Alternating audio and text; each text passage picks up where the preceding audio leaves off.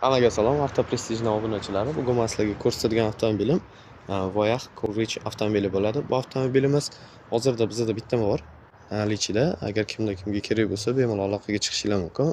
Avtomobilimizning narxini 32 ming deb baholadik. Bu avtomobilimiz ichki salon qismlariga keladigan bo'lsak, yumshoq ko'rjalardan foydalanilgan. Также katta monitor, bespроводной зарядка, bar, подлокотник, head-up display, panorama tom, hamma kerakli funksiyalarni hammasini o'ziga yig'gan bu avtomobil.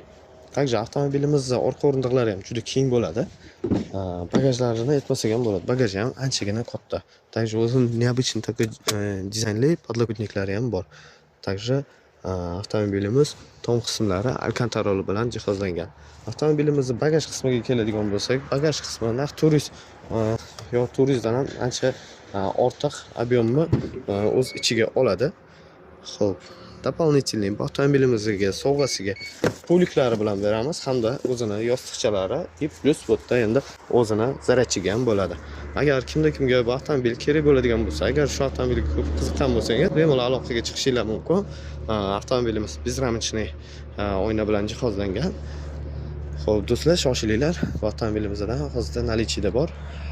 Agar shu reklamani ko'rib keladigan bo'lsangiz, sunnatiga yana o'tib beradigan joyi bo'ladi.